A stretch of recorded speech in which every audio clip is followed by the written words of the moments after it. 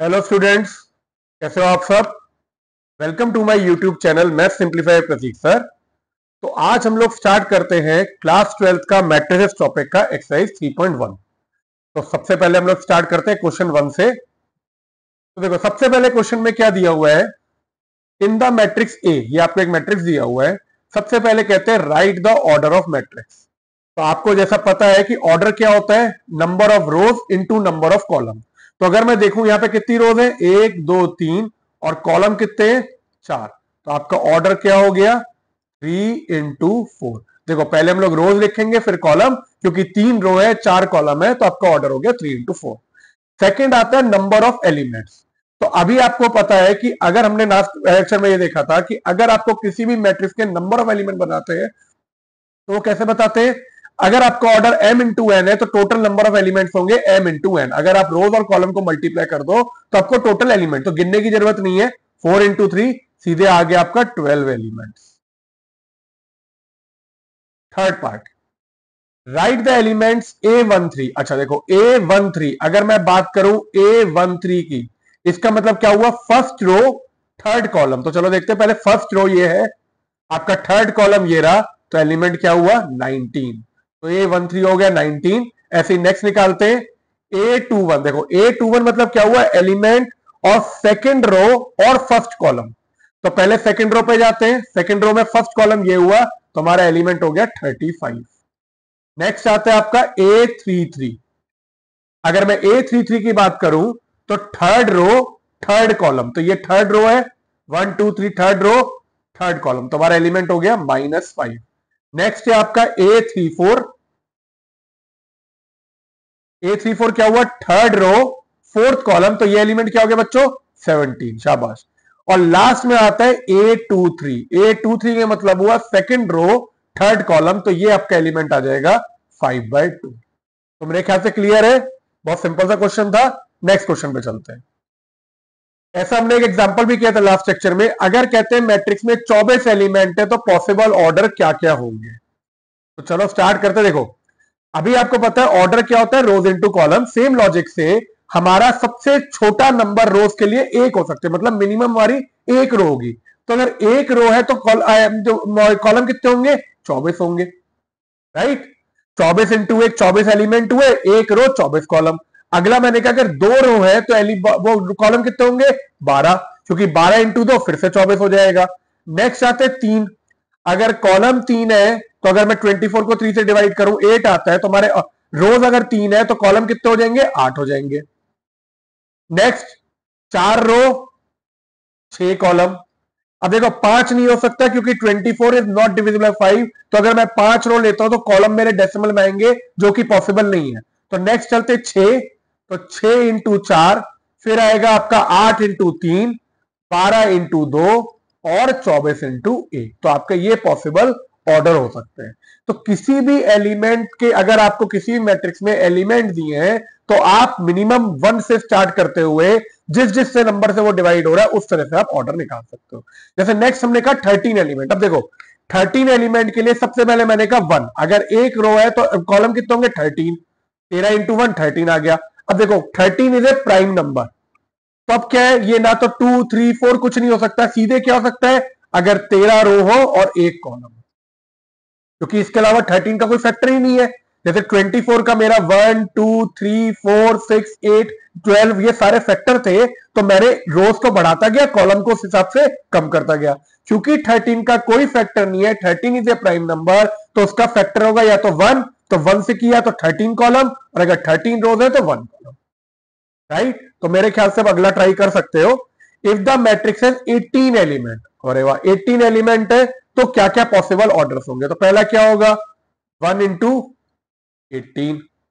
अगला मैंने 1 के बाद क्या लूंगा, देखो 18 किससे डिवाइड होता है, 2 से होता है, तो 2 into 9।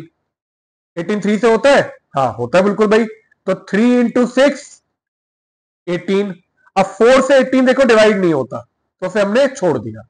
नेक्स्ट आता है आपका 5 से 18 डिवाइड नहीं होता, उसे छोड़ दिया। नेक्स्ट आता है 6 into 3, राइट। 6 into 3 के बाद नेक्स्ट हुआ आपका, अब तो हम लोग इसे रिवर्स करके लिख सकते हैं, 9 into 2, और लास्ट आपका आता है 18 into 1। तो ये मेरे पॉसिबल ऑर्डर हो गए if the matrix has 18 element. अब नेक्स्ट है 5 एलिमेंट। तो फिर से अगर मिनिमम रो 1 है तो 1 इंटू 5। अब देखो 5 भी क्या आपका एक प्राइम नंबर है, तो 1 इंटू 5, 5 का कोई और फैक्टर तो होगा नहीं, तो या तो होगा 5 इंटू 1। तो मेरे ख्याल से क्वेश्चन क्लियर है कि अगर आपको मैंने नंबर ऑफ एलिमेंट दे दिए तो अब ऑर्डर कैसे बनाएंगे। नेक्स्ट आता है कंस्ट्रक्ट ए 2x2 मैट्रिक्स। मुझे एक 2x2 मैट्रिक्स बनाना है, मतलब जिसमें 2 रो हो 2 कॉलम हो, जहां पे मुझे एलिमेंट ए आई जे जो है वो 3 पार्ट दिए इस तरह के होने चाहिए। तो देखो मैंने ये सॉल्व कर रखा है पहले से ही।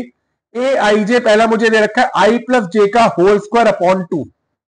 मुझे बनाना है 2x2 मैट्रिक्स। तो देखो 2x2 मतलब 2 रो 2 कॉलम। तो मैंने क्या किया, एक एलिमेंट लिख दिया, A11 होगा, A12, A21, A22, यही होगा। फर्स्ट 2 रो और 2 कॉलम, तो A11, A12, A21, A22। अब कुछ नहीं करना, देखो बच्चों ए आई जे अगर मुझे ये दे रखा है तो A11 निकालने के लिए मैंने आई को भी 1 डाल दिया और जे को भी 1 डाल दिया। तो यहां पे क्या हुआ, 1 + 1 अपॉन 2, 2 का 1 + 1 2, 2 का स्क्वायर 4, 4/2 हमारा आ गया 2। नेक्स्ट हुआ आपका A12। अगर A12 देखें तो A12 में क्या होगा, आई को मैं डालूंगा 1 और जे को डालूंगा 2। तो क्या होगा 1 + 2 का होल स्क्वायर अपॉन 2, 2 + 1 3, 3 का स्क्वायर 9, 9 अपॉन 2, ये सेकंड एलिमेंट आ गया। A21 आई को डाला मैंने 2, जे को डाला मैंने 1, तो आपका हुआ 2 + 1 का होल स्क्वायर, 2 + 1 3 का स्क्वायर 9 अपॉन 2, ये आपका आ गया A21। और लास्ट में A22 के लिए आई को भी मैंने डाल दिया 2, जे को भी 2 डाल दिया, तो 2 + 2 हुआ 4, 4 का स्क्वायर हुआ 16, 16/2 हुआ 8। तो ये आपका मैट्रिक्स हो गया 8 2 9/2 9/2 8। क्लियर है। सेकंड पार्ट पे आता है, देखो सेकंड पार्ट है आपका A I J is equal to I upon J. अब मैट्रिक्स मुझे वही 2x2 का बनाना है, तो मैंने फिर से लिख दिया A11, A12, A21, A22, total 4 element होंगे। A11 के लिए हुआ 1/1, आई को 1 डाला, जे को भी 1 डाला, तो आई अपॉन जे है तो 1/1 1 आ गया। A12 आई को 1 डाला, जे को मैंने डाला 2, तो 1/2। नेक्स्ट में A21 निकालना है। A21 के लिए मैंने आई को क्या डाला 2 और जे को डाला 1, तो 2/1 ये हो जाएगा 2। और लास्ट है A22, आई को भी डाला 2, जे को भी डाला 2, तो 2/2 कितना हो गया 1। तो आपका मैट्रिक्स आ गया, देखो A11 की जगह 1, A12, A21, A22।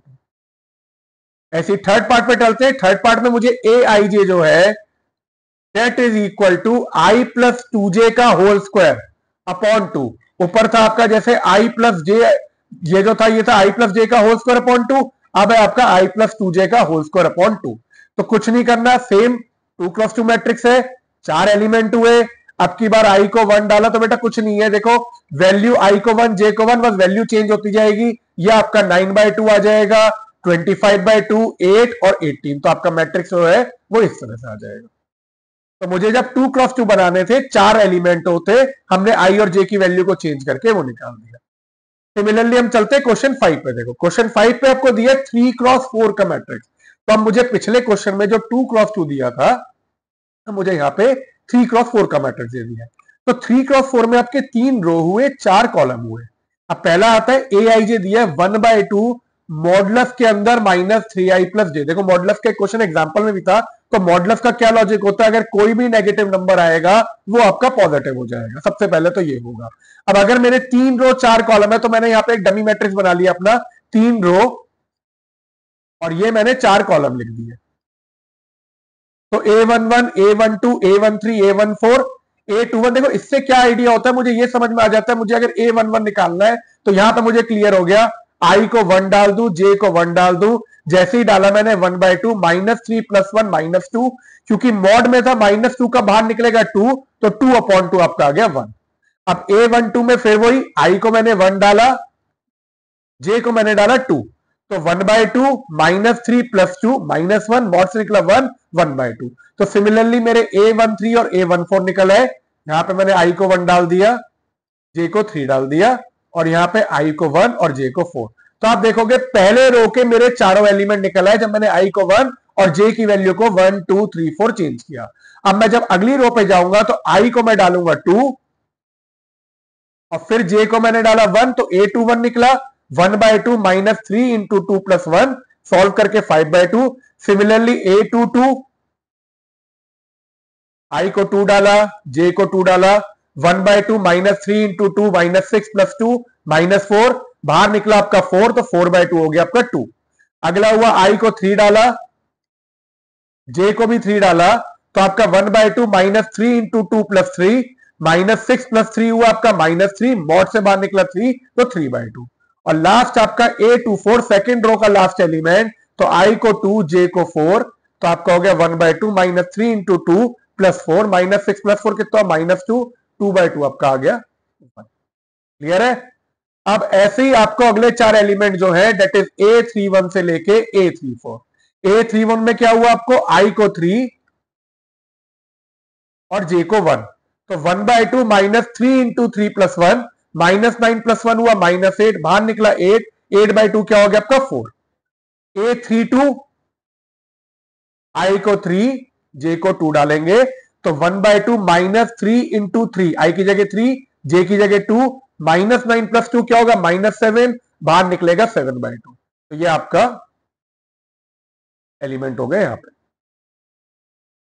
नेक्स्ट है अब आपका i equal to 3 and j is equal to 3। तो यहां पे आपने क्या किया, 1/2 minus 3 into 3 plus 3 minus 9 plus 3 क्या हुआ -6, बाहर निकला 6, 6/2 क्या हो गया 3 हो गया आपका। तो ये आपका a31, a32, a33 और जो लास्ट है that is a34 which is i is equal to 3 और j इज इक्वल टू 4। तो आपका 1/2 minus 3 into 3 plus 4 minus 9 plus 4 क्या हुआ -5, बाहर निकला 5/2। आई होप आपको एग्जाम्पल क्लियर है। सेकेंड एग्जाम्पल जो है इसका वो है A I J is equal to 2i minus J. चलिए इसे कर लेते हैं। फिर से हमें बनाना है 3x4 मैट्रिक्स। तो पहले एक मैट्रिक्स को जनरल लिख लेता। ए क्या होगा आपका, a11, a12, a13, a14, 3 रो है, पहले के 4 हो गए। a21, a22 second row second column, a23 second row third column, a24। Next होगा a31, a32, a33 and a34। तो मुझे टोटल ये एलिमेंट निकालने, तो a11 निकालने के लिए क्या किया मैंने, i को 1 j को 1, तो 2 माइनस 1 कितना आ जाएगा 1। गुड। अब a12 निकालते हैं। a12 के लिए क्या होगा, 2 इंटू 1 -2, तो 2 माइनस 2 कितना हो गया 0। a13 निकालते हैं। a13 के लिए क्या हुआ, 2 इंटू 1 आई की वैल्यू को 1 -3, 2 -3 आ गया -1। और अगर मैं a14 निकालूं तो वो आपका 2 -4 विच इज -2। तो यहां पे मैट्रिक्स में हम लोग लिख देते हैं a11 हुआ 1, a12 हुआ आपका 0, a13 हुआ आपका -1 और a14 हुआ -2। अब नेक्स्ट निकालते हैं a21। a21 कितना हुआ आपका, यहां पे i की जगह 2 डाला, j की जगह 1, तो 2 इंटू 2 -1, 4 -1 हुआ 3। अगर आप a22 निकालेंगे, a22 क्या होगा, 2 इंटू 2 -2, i को 2 डाला, j को 2, 4 -2 हुआ 2, तो इन दोनों को ही भर देते 3 2। आगे चलते हैं a23।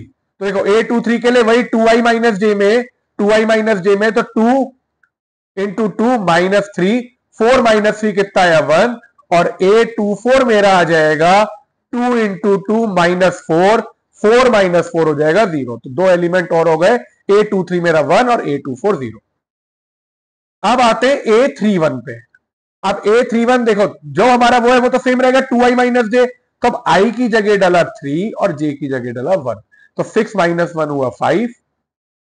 a32 में हुआ मेरा 2 इंटू 3 -2, 6 -2 हुआ 4। a33 हुआ मेरा 2 इंटू 3 -3, 6 -3 हुआ 3, और लास्ट में आ गया a34 विच इज 2 इंटू 3 -4, 6 -4 हुआ 2। तो मेरे एलिमेंट क्या हो गया 5 4 3 एंड 2। इसे इधर लिख दिया।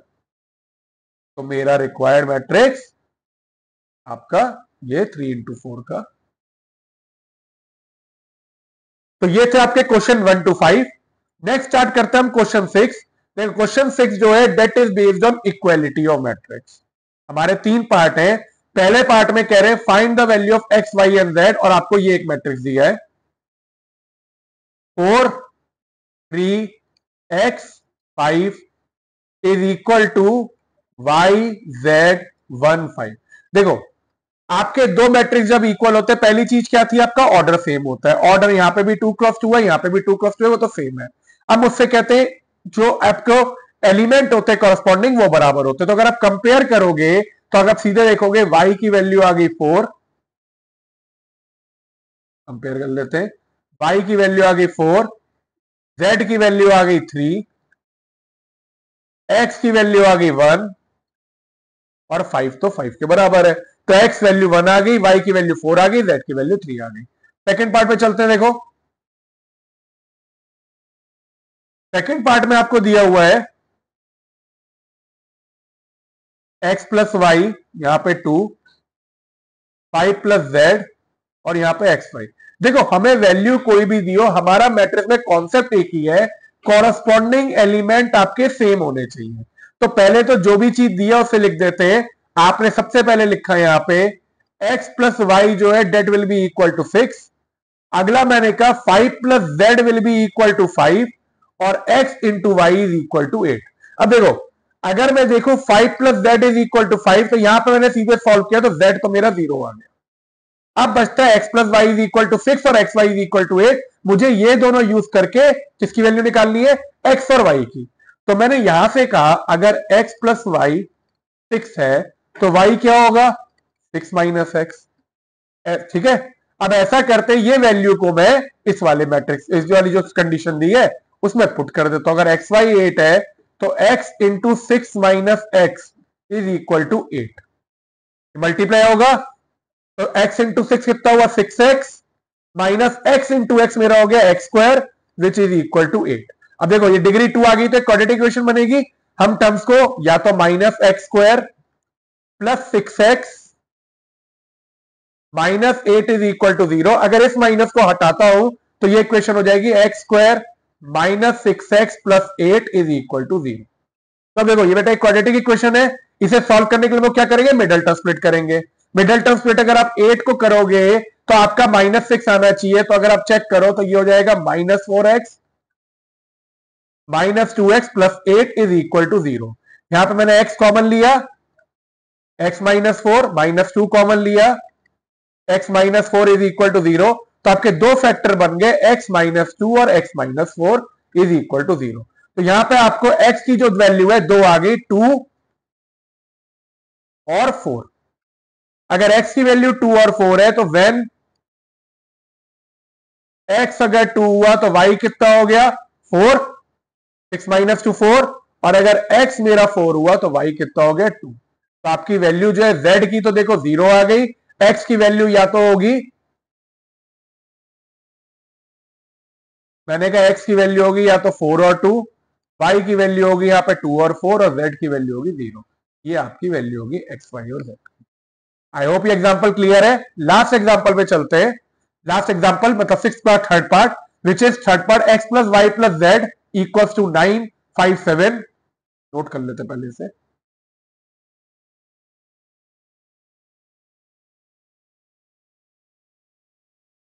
थर्ड में मुझे यहां पे दिया है x plus y plus Z,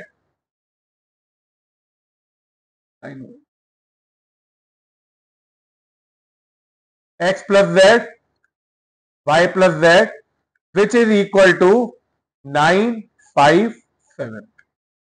चलिए तो अब इसे देखो, तीन वेरिएबल है, मुझे एक्स वाई और जेड निकालना है। सबसे पहले मैंने कहा x plus y plus z is equal to 9, right. और मुझे दिया है x plus z is equal to 5 और y plus z is equal to 7। अब देखो कंफ्यूज होने की बात नहीं है, इसमें से अभी हमारी कोई भी डायरेक्ट वैल्यू नहीं निकल पा रही। लेकिन अगर मैं ध्यान से देखूं तो मुझे यहां पे x प्लस जेड जो है जो 5 के बराबर दिया हुआ है। तो मैंने क्या किया, यहां पे x plus z plus y is equal to 9 लिख सकता हूं। x प्लस जेड की जगह क्या डाल दूंगा बेटा, 5। तो मैंने इधर 5 डाला तो 5 plus y is equal to 9। तो y मेरा कितना आ गया, 9 माइनस 5 4। जैसे ही मेरा y 4 आया, यहां पे मैंने डाला 4 plus z is equal to 7। तो z कितना आ गया मेरा 3, z3 आ गया तो x plus 3 is equal to 5, तो मेरा x की वैल्यू कितनी आ गई 2। तो आपकी x, y और z तीनों की वैल्यू निकाल। तो देखो आपको इक्वालिटी में हो सकता है अलग अलग तरीके से वेरिएबल निकालने को कहे, लेकिन आपको बेसिकली जैसे भी है वेरिएबल्स इक्वेशन को यूज करके वेरिएबल सॉल्व करना। नेक्स्ट क्वेश्चन पे चलते हैं, एक्सरसाइज 3.1 का क्वेश्चन 7। सेम इक्वालिटी के ऊपर क्वेश्चन है, फिर से ट्राई करते हैं। हमें अब की बार 4 वेरिएबल की वैल्यू निकालनी, ए बी सी डी। मैंने क्या किया यहां पे देखा, a माइनस बी जो है that is equal to -1, 2a minus b is equal to 0, 2a plus c is equal to 5 और 3c plus d is equal to 13। अब देखो पहली इक्वेशन में वेरिएबल है a और b, ठीक है। सेकंड इक्वेशन में वेरिएबल है a और c, ये तो अलग अलग है। इस वाली इक्वेशन में a और b और इसमें c और d। तो सबसे पहले हमारे लिए सिंपल क्या है, हम इन दोनों को सॉल्व कर लेते हैं। अगर आप देखोगे तो यहां पे सीधे सीधे a माइनस बी आपको -1 दिया है और 2a minus b is equal to 0 दिया है। अगर मैं एलिमिनेशन लगाऊं तो ये मैंने साइन चेंज किए माइनस प्लस और यहां पे माइनस कर दिया। क्यों? क्योंकि b का कोफिशिएंट सेम है, मैंने इसे चेंज किया तो ये कट गया। a माइनस 2a कितना है आपका -a is equal to -1 minus 0 -1, तो a की वैल्यू आपकी आ गई 1।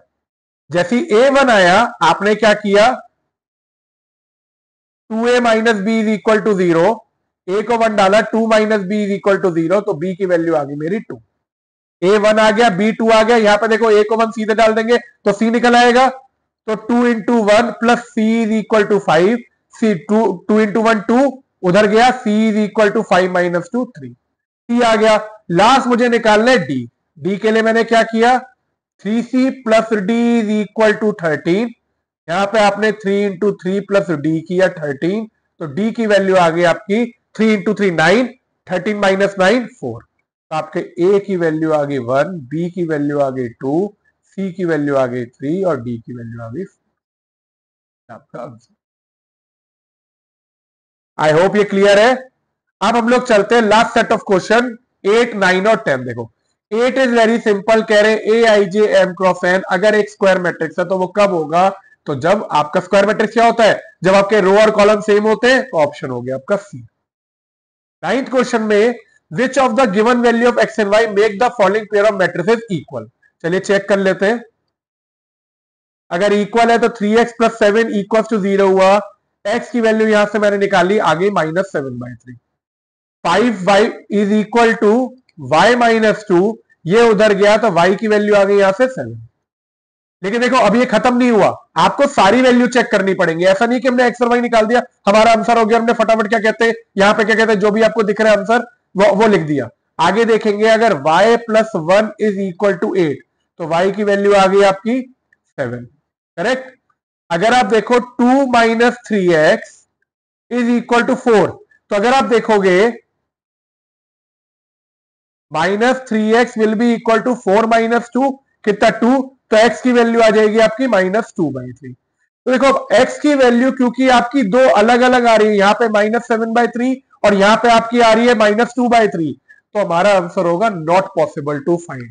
क्योंकि ऐसा नहीं है कि x की वैल्यू अलग अलग आ जाए और हमारा क्वेश्चन जो है वो सही हो जाएगा, ऐसा नहीं है। अगर आपके किसी भी वेरिएबल की वैल्यू इक्वालिटी में अलग अलग आ रही है तो वो आपका क्वेश्चन जो है वो नॉट पॉसिबल टू फाइंड हो गया आंसर, ठीक है। लास्ट क्वेश्चन 10th, देखो 10th is very important. Number of all possible matrix of order 3x3, मुझे दिया है ऑर्डर दिया है 3x3। देखो क्वेश्चन समझो, कह रहे ऑर्डर मेरा 3x3 है, मतलब मेरे टोटल कितने एलिमेंट होंगे 9। अब ये 9 एलिमेंट के लिए मेरे को यहां पे देखो 1 2 3 4 5 6 7 8 9, ये 9 एलिमेंट होंगे। कह रहे हर एक एलिमेंट या तो 0 हो या 1 हो, ऐसे कितने मैट्रिक्स आप बना सकते हो, ठीक है। मतलब आपके ऑर्डर 3x3 में आपके कितने मैट्रिक्स आप बना सकते हो जिससे आपके नंबर जो है खाली एलिमेंट हर कोई या तो 0 होना चाहिए 1। तो अगर आप देखो सबसे पहले तो ये हो सकता है मैं सारे 0 ले लूं, फिर मैं एक 0 को चेंज करके 1 बना दूं, तो ऐसे बहुत सारे मैट्रिक्स बन सकते हैं। हम कैसे निकालेंगे, आप लिख तो सकते नहीं। देखो बहुत सिंपल सा कॉन्सेप्ट है, आपने कहा टोटल एलिमेंट है 9। अब अगर आप हर एक पोजीशन देखो, अगर आप हर एक पोजीशन देखो तो every position can have 2 choices. कितनी चॉइस हो सकती है? 2, या तो 0 या 1। तो अगर मैं A11 की बात करूं तो इसमें हो सकते हैं 2 चॉइस। ऐसी अगर A12 की बात करूं 2 चॉइस। तो इस तरह से अगर मेरे पास टोटल 9 एलिमेंट है तो मेरे टोटल पॉसिबल जो मैट्रिक्स है दैट विल बी 2 की पावर 9 विच इज 512। तो अगर मैं आपको जनरली बताऊं तो आप क्या करोगे? अगर आपको मान लीजिए टोटल एलिमेंट आपको पता है किसी मैट्रिक्स में है m, ठीक है, आपके टोटल एलिमेंट है m, और टोटल अगर आपको मान लो चॉइसेस नंबर की दी हुई है 3 या मान लो x, तो आपके पॉसिबल मैट्रिक्स होंगे x की power m। This is general formula, जहां पे m होता है आपके टोटल नंबर ऑफ एलिमेंट जो कि ऑर्डर से निकलेंगे, और x होता है आपके पॉसिबल चॉइस। तो यहां पे क्योंकि अगर आपको 2 चॉइस दी हुई है तो हर एक एलिमेंट दो हो सकते हैं, या तो 0 या 1, और टोटल 9 एलिमेंट है तो मेरे टोटल पॉसिबल मैट्रिक्स हो गए 512। आई होप बच्चों ये क्लियर है एक्सरसाइज। अगर आपको मेरा ये टॉपिक अच्छा लगा हो तो प्लीज मेरे चैनल को सब्सक्राइब करिए, एंड क्या कहते हैं नीचे कमेंट्स में बोलना मत भूलिए। Thank you so much, have a nice day.